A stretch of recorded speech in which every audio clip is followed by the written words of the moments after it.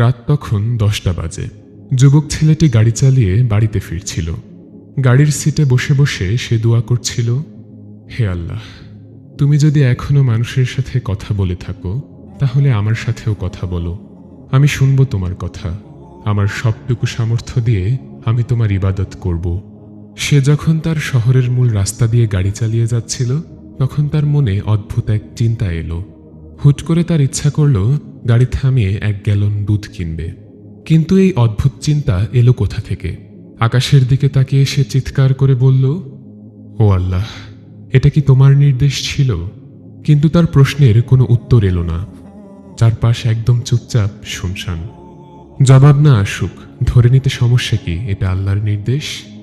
সে মনে মনে বলল, হে আমার রব, এই নির্দেশ যদি তোমার পক্ষ থেকেই হয়ে থাকে আমি এই দুধ কিনবই কিনব। সে আরও ভাবল, আর দুধ কেনা তো তেমন কঠিন কিছু না, টাকাও জলে যাচ্ছে না, আবার প্রয়োজন পড়লে এই দুধ ব্যবহারও করা যাবে। না, কিনেই ফেলি।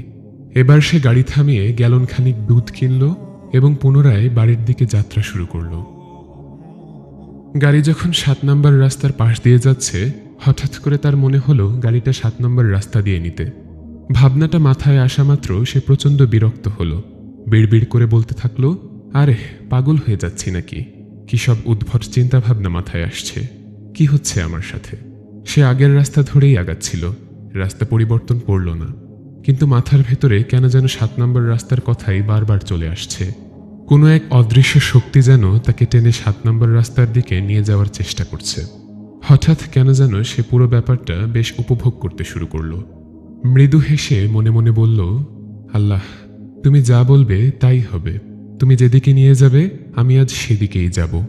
এভাবে এবড়োথেবড়ো রাস্তা দিয়ে কিছুক্ষণ চলার পর আবার হুট করে তার মনে হলো এখন গাড়িটা থামানো উচিত।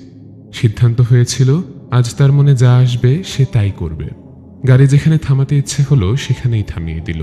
চারপাশে তাকিয়ে দেখল সে এতক্ষণে শহরের একদম এক পাশে চলে এসেছে। এটা ছোটখাটো একটা বাণিজ্যিক এলাকা, খুব বেশি উন্নত না, আবার একেবারে খারাপও না। আশেপাশের সব দোকানপাট বন্ধ। বাড়িগুলোতেও তেমন কোনো আলো দেখা গেল না, অন্ধকার অন্ধকার।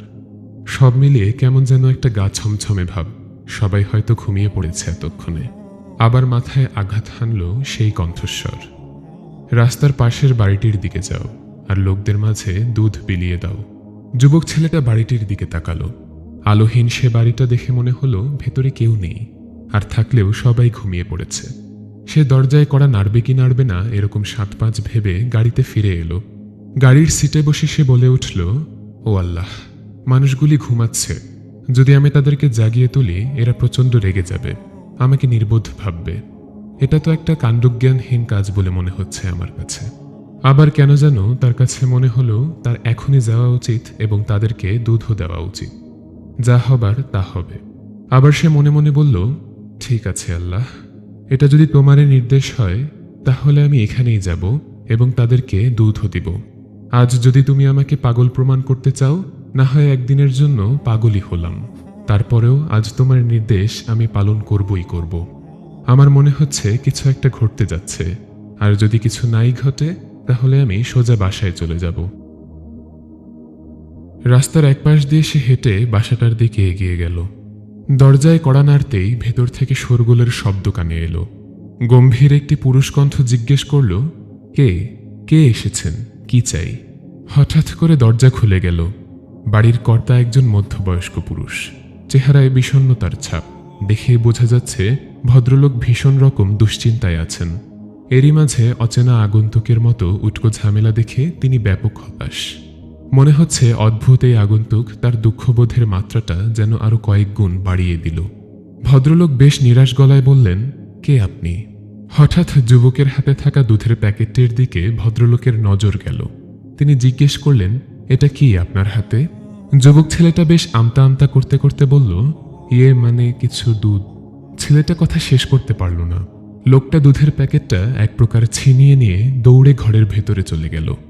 একজন মহিলাকে দেখা গেল। ভদ্রলোক দুধের প্যাকেট মহিলার হাতে দিতেই মহিলা সেটা নিয়ে রান্নাঘরের দিকে ছুটে গেল। সবকিছু এত দ্রুতই হচ্ছিল যে ছেলেটা কিছু বুঝেই উঠতে পারছিল না। হঠাৎ সে খেয়াল করল ঘরের কোণার অংশটায় একটা মাদুর পাতা আছে। সেই মাদুরে একটি ফুটফুটে বাচ্চা হাত পা ছুঁড়ে কান্নাকাটি করছে। ভদ্রলোক দৌড়ে গিয়ে সেই বাচ্চাটাকে কোলে তুলে নিয়ে যুবক ছেলেটার কাছে আসলো। বাচ্চাটার কান্নার সাথে সাথে মধ্যবয়স্ক লোকটাও কাঁদছিল, তবে সে কান্না আনন্দের। লোকটি কাঁদো কাঁদো কণ্ঠে বলল, আমরা মাত্রই দোয়া করছিলাম। ছেলেটি বলল, দোয়া কিসের জন্য? লোকটা শার্টের হাতায় চোখ মুছতে মুছতে বলল, আমাদের এ মাসে অনেক বড় বড় বিল দিতে হয়েছে। হাতে যা অবশিষ্ট টাকা ছিল তাও শেষ হয়ে গেছে। আমাদের সন্তানের খাবার জন্য কোনো দুধ নেই বাড়িতে। ধার দেনায় এত পরিমাণ ডুবে আছি যে কারো কাছে কোনো সাহায্যও পাচ্ছি না। আমার মাসুম বাচ্চাটা দুধের জন্য কান্না করতে করতে তার প্রাণ প্রায় যায় যায় অবস্থা। ওর কান্না আর সহ্য করতে পারছিলাম না আমরা। আমি মাত্রই আল্লাহর কাছে দোয়া করছিলাম তিনি যেন আমাকে একটা উপায় বাতলে দেন, যেন আমরা দুধের ব্যবস্থা করতে পারি। এবার লোকটার স্ত্রী কথা বলে উঠল, আমি আল্লাহর কাছে চেয়েছিলাম তিনি যেন কোনো ফেরেশতাকে পাঠিয়ে দেন দুধসহ। ভাই, আপনি কি ফেরেশতা? ঘটনার আকস্মিকতায় যুবকটি স্তম্ভিত হয়ে গেল। তার মুখ দিয়ে যেন কোনো কথাই বের হচ্ছে না। কি থেকে কিভাবে কি হয়ে গেল ভাবতেই যেন সে শিউরে উঠছে। এভাবেও আল্লাহ বান্দার ফরিয়াদ শুনেন? এতটা কাছে তিনি, এতটা। মানিব্যাগে যা টাকা ছিল সবটাই লোকটির হাতে দিয়ে বলল, আশা করি আপনার ধার দেনার কিছুটা হলেও এতে শোধ হবে। লোকটা কৃতজ্ঞ নয়নে তার দিকে তাকিয়ে থাকল। যখন সে বিদায় নিচ্ছিল তখন তার মানিব্যাগ খালি, কিন্তু বুক ভরে সে নিয়ে যাচ্ছে আল্লাহর প্রতি অগাধ বিশ্বাস আর সাক্ষী হয়ে যাচ্ছে রহমানুর রহিমের ভালোবাসার অনুপম দৃষ্টান্তের।